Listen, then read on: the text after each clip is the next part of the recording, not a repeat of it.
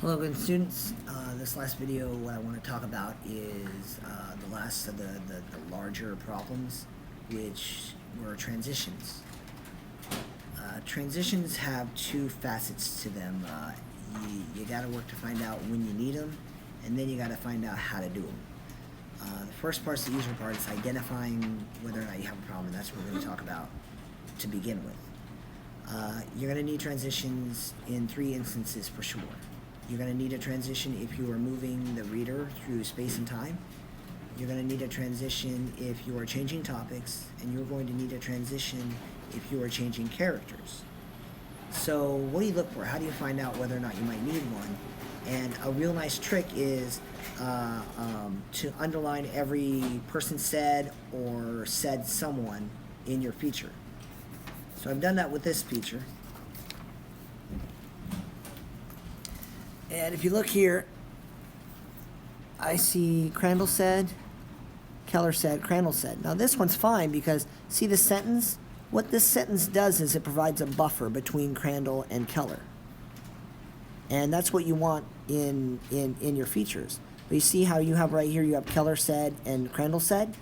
That's a jarring maneuver because we just got used to this one person talking and now suddenly someone else is saying something. It makes the reader feel like they're standing in a room getting screamed at, and we want to fix that. So you would need a sentence right here that transitions from one person to another person.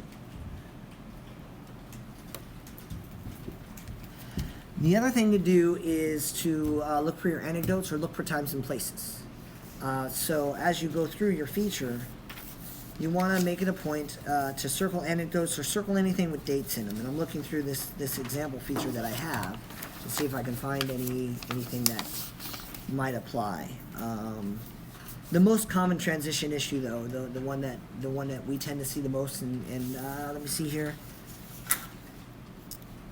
There were 8 between characters and 15 between topics, so we'll talk about that here in a second. You want to look for dates and times. And whenever you start jumping around locations, you see this a lot when you see anecdotes. So when you start seeing things, you want to start identifying, okay, well, how am I gonna move the viewer? Now the good news is a lot of the ones we saw with topics are in regards to the news pegs. So when you just shoehorn a news peg in there, you save yourself a lot of trouble, but you're still creating transition issues. With human interest features, you're not moving them as much, so you're not going to run into that problem as many times because you're not forcing a news peg into your story. That leaves with the only thing you can do is I'm seeing something talking about days of the week. I don't know when or where this is. Oh, here we go. I got 2003 to 2007. All right. And then I got some more information. Changing characters. So I got to kind of show you two different projects here. So right here, what I'm showing you is a little anecdote about Mr. Keller, okay? And it's saying Mr. Keller spent over 4 years in the Marine Corps from 2003 to 2007. During his time in the service, he dealt with inspections on a regular basis. On the next page,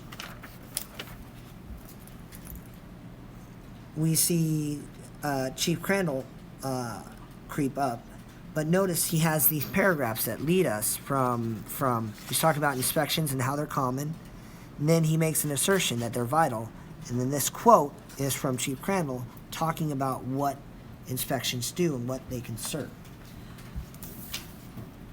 The last one we talked about is topics. So let me see if I can find an example of a good transition sentence in this feature.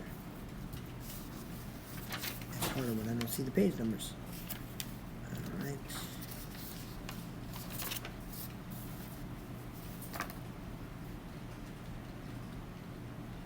All right. So what this writer did for this feature is probably one of the more safer approaches. This writer outlined by his characters, and what he ended up doing was each character was going to support a new talking point. So by forcing himself to transition to a character, he was also changing the topics, which is something that's very common, something that I recommend to you guys. To show you an example on that, I want to take you to this part. So here you have, Crandall said the purpose of these inspections is to prepare sailors for when events like fires occur aboard a ship.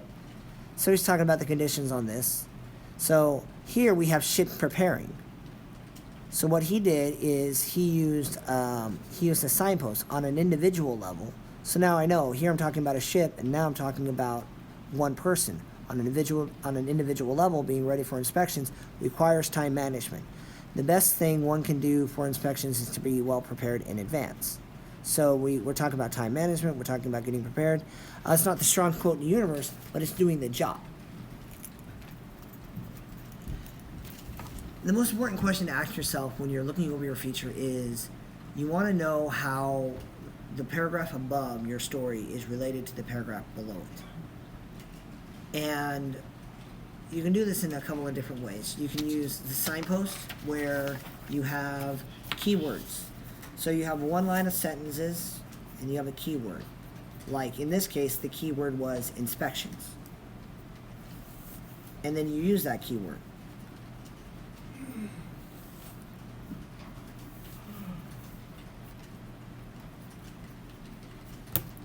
So in this case, in the feature I was showing you guys, the keyword was inspections, and so this was the pattern that he followed. So you have talking about ships doing a thing, preparing for inspections. In the next one, he goes on an individual level. So here, I changed what I'm doing, but I'm still talking about inspections. And then the quote that we read from Mr. Keller a moment ago was saying the best thing any one person can do. So that took me from a ship to an individual, and that's how that works. This keyword approach is one of the more common areas. Sometimes people call them the reflective transitions. The goal is to tie these two paragraphs together by inserting a sentence that links them.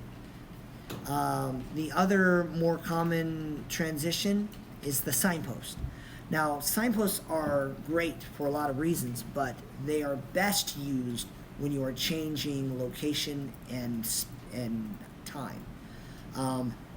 Back when Mr. Keller was a Marine, back when Chief Crandall was on a ship. These are the more common uses of a signpost that help the reader just get a quick update on where they are. If you're changing topics, I'd recommend you go more for the reflective or using the keyword approach, because that's going to allow you to connect multiple paragraphs together. A lot of times when people use a signpost and they're changing topics, they feel they need to put the attribution in at the same time, and that creates different problems. So just to summarize that again real quick, for changing topics, usually a reflective transition is the more successful option. If you are changing location and face, then you're going to need a signpost. This is most commonly seen when you are using a tie-back conclusion. So in your anecdote, you might be talking about a time when Petty Officer Simmons went camping. You set it up, and then at the end of your story, you want to go back to that. All you have to say is, back when Petty Officer Simmons took his daughters camping, and the reader will remember that then. You're giving them a scope to work with, and that's how signposts work. And it works the same way. Meanwhile, also, whereas, those are all single words, but they all have meanings. So you're going to want to make sure you understand what those meanings are before you use them. If you say meanwhile, what you're saying is the thing you're talking about now happened at exactly the same time this other thing happened. So if you talk about when Petty Officer Shelander joined the Navy, and then you said meanwhile, Petty Officer Simmons was doing this, you're running the risk of being in trouble. And that's why signposts are dangerous when you're changing characters or topics. I'd recommend reflexive transitions for those. If you want some examples, you can even tonight or as you view this, post 2 paragraphs that you know need a transition, and ask any of us instructors for examples on how we would connect those 2 paragraphs together. And that way we can show you some case-by-case examples if you feel like you need the extra practice. So that's it for the videos that I can think of for the meantime. We've talked about, between this and Facebook posts, we've talked about 1, 2, 3, 4, 5, 6, 7, 8 different things that you can use these videos for to improve your performance or discuss so that you can learn more and get more proficient. I hope they're useful to you. Feel free to post in the comments any requests for examples or things like that. Have a great time. Do your best on Features 3, and good luck on Features 4.